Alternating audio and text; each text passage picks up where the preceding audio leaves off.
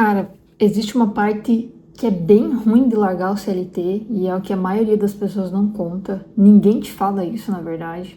E é sobre isso que a gente vai falar nesse vídeo. Mas enfim, tô começando esse vídeo agora, mas eu tô na correria hoje. Eu tenho que buscar a Fernanda porque ela tem oftalmo lá em Curitiba, então a gente vai estar indo pra Curitiba daqui a pouco. E eu ainda tenho que aspirar a casa, porque, cara, esse chão tá um caos, cara. Só quem tem pet sabe o quão a casa fica suja se você deixar um dia sem aspirar. Aqui, tá um dia sem aspirar a casa e tá muito sujo. Eu vou ter que dar uma aspiradinha aqui antes de sair, porque depois não vai dar tempo. E é isso, bora seguir com o dia aí e a gente vai trocando essa ideia. Olha só o que temos aqui. Uma filó. E aí vocês já podem ver, gente, a sujeira que tá o chão. Olha ali, ó. Tá vendo? Parece aqueles faroeste antigo, entendeu? Minha casa tá nesse nível. Gente, começou a chover agora. E olha como é que tá esse céu. Uma coisa que aconteceu esse final de semana aqui é que a gente teve um tornado aqui na minha cidade, gente. Acho que eu nunca tinha visto um tornado na minha vida. E de fato eu não vi, né? O tornado, eu estava trabalhando, a gente ficou sabendo depois. A gente ficou sabendo depois que teve o tornado, as imagens foram bem aterrorizantes, assim. E aí eu descobri que o Brasil, aqui a região sul do Brasil, onde a gente mora, especialmente aqui no Paraná, é o segundo maior corredor de tornado do mundo, só atrás dos Estados Unidos. Olha que loucura. Sempre chove muito aqui no verão, sempre tem muito vento. Aqui onde eu moro é uma ventania assim, meu Deus, é muito vento. Mas nunca a gente tinha visto um tornado se formar de fato e ter vídeos sobre isso. Foi bem aterrorizante as cenas. Foi no bairro próximo ao meu e agora tá começando a chover aqui, ó. Eu vou ter que fechar a janela. Fechar a janela aqui, porque senão vai molhar tudo.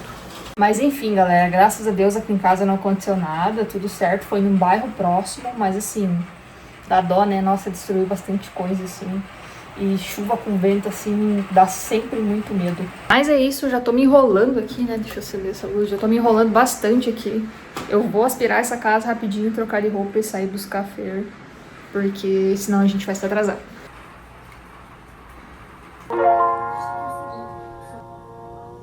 Gastou dinheiro agora. Ai, agora eu vou ter um óculos novo. É, e a gente comprou com uma menina sapatão ainda. Damos nosso dinheiro pra Linda, comunidade né? LGBT. É.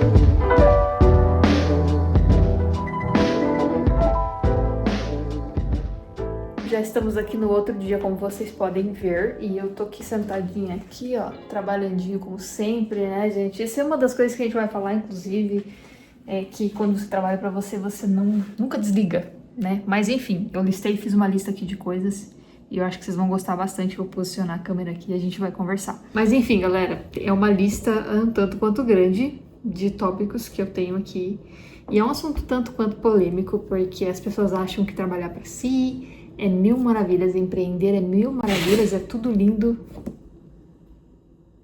É tudo lindo e maravilhoso e não é. E eu vou provar isso aqui pra vocês agora, como nem tudo são flores quando você trabalha pra você. Bom, o primeiro tópico, que é um tópico um tanto quanto clichê, mas pode ser muito sensível para algumas pessoas, é essa questão de que você nunca vai ter uma renda 100% previsível. Você nunca vai saber quanto que você vai ganhar no mês. Você tem uma previsão, principalmente pra gente que trabalha com audiovisual, então você tem uma previsão ali dos contratos que você já fechou, mas a grande verdade é que você nunca vai saber 100% do dinheiro que vai entrar naquele mês. Assim como pode entrar mais, pode entrar menos, e sempre vai ter um mês em que você vai passar por mais dificuldade. A gente passou por esse mês no meio do ano, não sei se foi junho ou julho, que foi um mês que faz bastante frio aqui na nossa região, e a gente não ganhou a quantidade de dinheiro que a gente achou que a gente ia ganhar nesse mês. Acabou que a gente se virou, né? É interessante muitas vezes que você se prepare para isso. No nosso caso, nós não estávamos tão preparadas assim.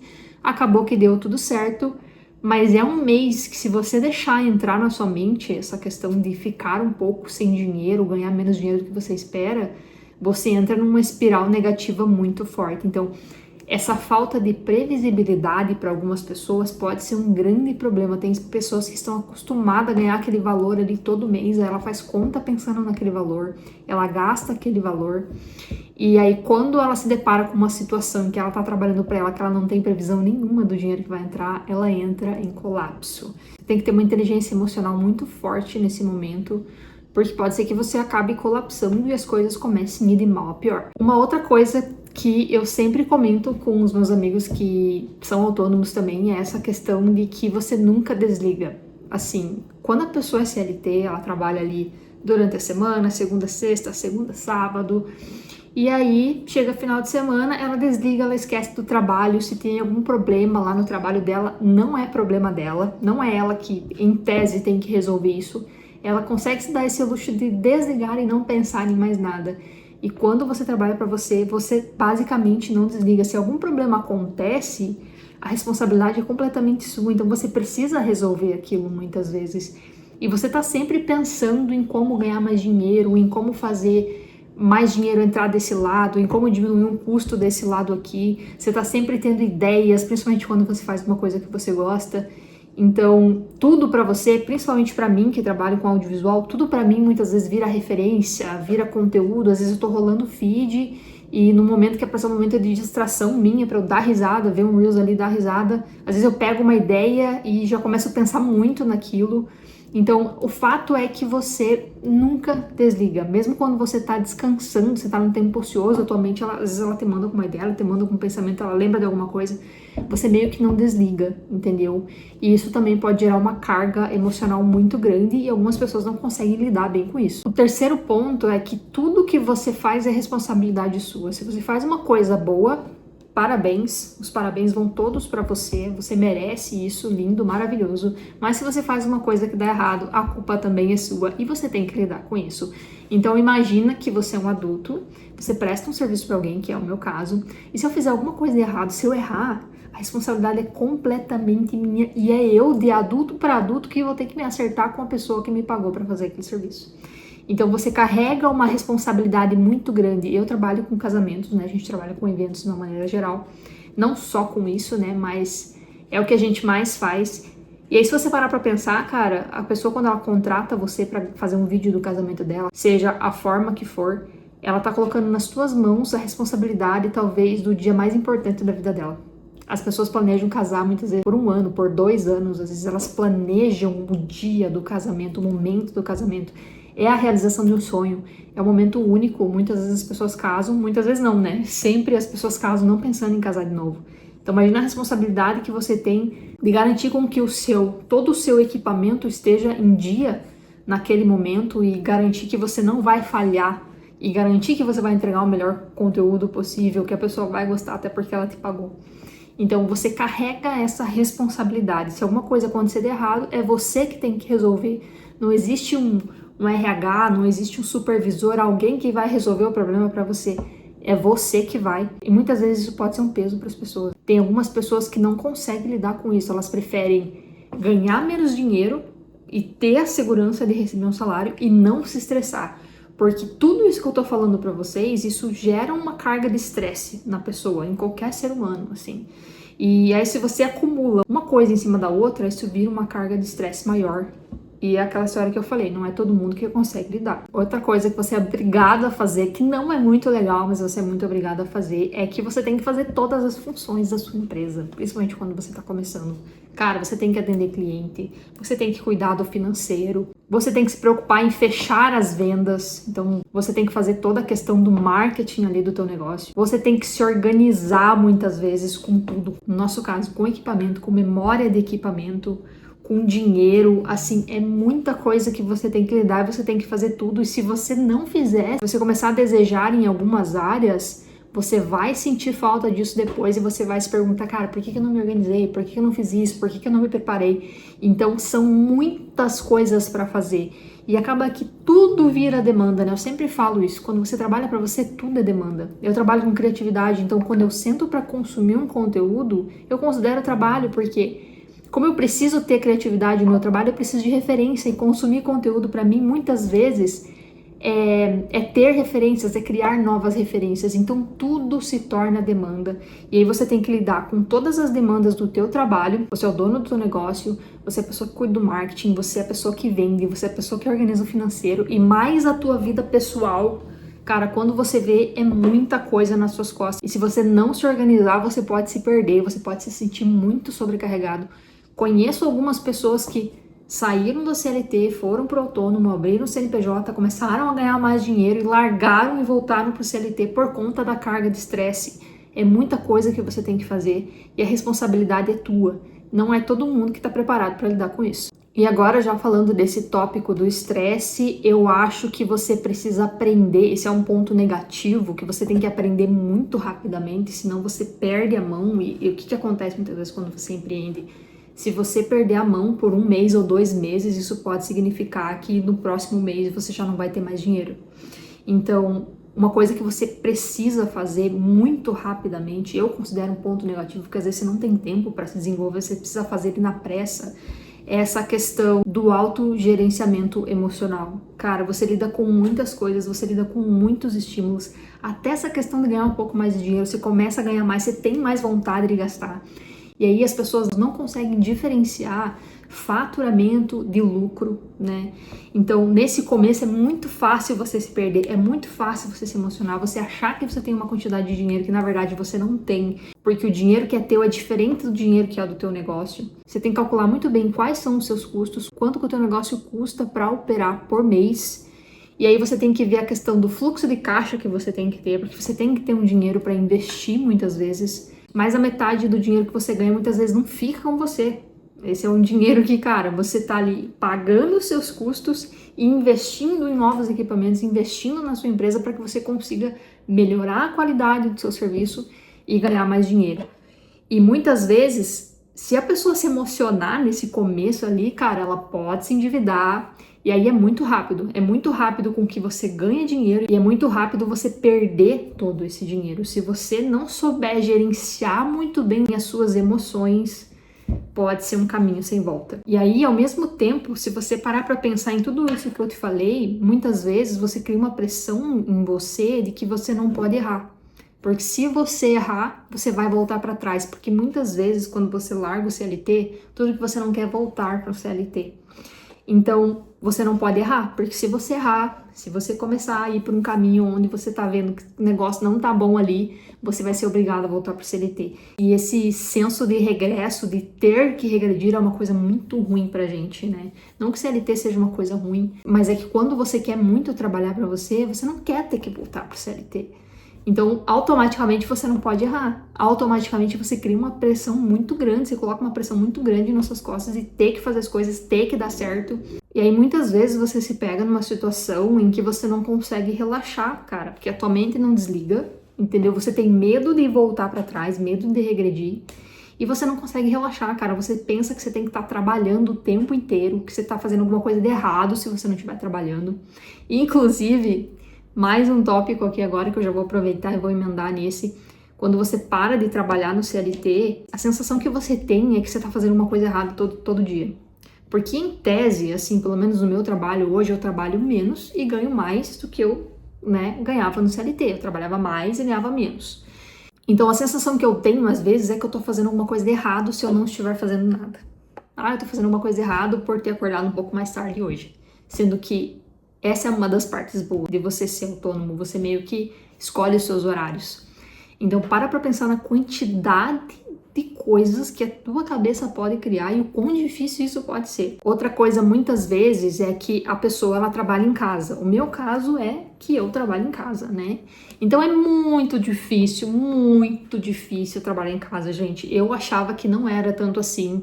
Eu consigo sim trabalhar e executar as minhas tarefas, mas é muito difícil porque você não tá em casa, você não tem ninguém cobrando você. Muitas vezes você tem sim um prazo. Mas, cara, você tá em casa, né? Você pega o celular, quando você vê que você tá 1 hora com o celular na mão ali, rolando o feed, você perdeu 1 hora de tempo ali sem fazer nada. Cara, é muito difícil ser produtivo em casa, tá? Tem pessoas que simplesmente não conseguem, elas abrem o próprio negócio, elas precisam sair de casa e ir para um escritório para conseguir trabalhar, porque em casa elas não vão conseguir. Eu já não abro mão de sair de casa, mas eu confesso pra vocês que é difícil sim ser produtivo dentro de casa todos os dias. Então muitas vezes é muito fácil virar uma bagunça. Se você for duro demais com você mesmo, é muito fácil você entrar numa prisão que você mesmo criou. Ou seja, você saiu do CLT para sair dessa prisão, mas você mesmo pode criar essa prisão e viver dentro dela. Dentro do seu empreendimento, dentro do seu trabalho autônomo, dentro até mesmo da sua própria casa. Outra coisa que as pessoas confundem muito é que não significa que quando você trabalhar para você, você vai trabalhar menos. Muito pelo contrário, né? Como você sabe que a fonte de entrada depende só de você, você tende a trabalhar mais. Tem pessoas que têm burnouts porque acabam trabalhando demais, né? A pressão ela é muito grande, a vontade de ganhar mais dinheiro e de prosperar na vida é muito grande. Isso cria uma pressão também. E a pessoa trabalha pra caralho, ela não define horário, ela não relaxa, já é difícil relaxar, né? E aí acaba que ela tem um burnout e isso acontece com muitas pessoas, porque realmente a pressão é muito grande. E de fato, você trabalha um pouco mais. Eu acho que é diferente a questão do CLT porque você tem um horário para cumprir. Fica 8 horas do seu dia no teu trabalho e, em tese, você tem que trabalhar durante essas 8 horas. Quando você é autônomo, você não trabalha diretamente por 8 horas seguidas, né? Mas muitas vezes você vai dar sprints ali, você vai trabalhar 3, 4 dias pra caramba, às vezes 10 horas, 12 horas um dia, e os outros dias você vai relaxar um pouco. Ou às vezes você vai dar um sprint até maior, vai trabalhar até um pouco mais, né? A gente aqui no nosso trabalho, a gente trabalha bem trabalhado mesmo, assim, com várias horas de trabalho ali, no final de semana, que é quando a gente tá cobrindo o evento, então às vezes é 8, 10 horas de cobertura. E daí nos outros dias é mais tranquilo, dependendo da quantidade de demanda. Porque se eu pegar a captação durante a semana, aí já fica muito mais apertado o meu tempo, eu tenho muito mais coisa pra fazer. Edição de vídeo é uma coisa que demora muito tempo, então às vezes você senta pra editar um vídeo de 1 minuto, 1 minuto e meio, você vai ficar 2 horas nessa edição. Então, é bastante trabalho mesmo. Então, é muito relativo essa questão, assim. Às vezes você tem a sensação que você trabalha mais, às vezes você tem a sensação que você trabalha menos, mas, no geral, você acaba trabalhando mais, porque acaba que tudo vira demanda. E, por fim, galera, eu acho que uma coisa muito difícil é você aprender a lidar com a liberdade e com a autonomia que você tem. Se você começa a trabalhar para você e você começa a dar certo nesse trabalho, muito provavelmente você vai ganhar um pouco mais de dinheiro do que você ganhava no seu CLT. E trabalhando para você, logicamente você tem um pouco de liberdade de escolher os horários que você vai trabalhar e aquilo que você vai fazer. Ou seja, se você tem mais dinheiro e mais poder de escolha para escolher quando você vai trabalhar, você ganha um pouquinho mais de autonomia. E não são muitas pessoas que sabem o que fazer quando elas têm liberdade e autonomia. Tem muitas pessoas que estão muito acostumadas ali com aquela vida das 8 às 18, a vida inteira, trabalhou 20 anos das 8 às 18, 10 anos das 8 às 18.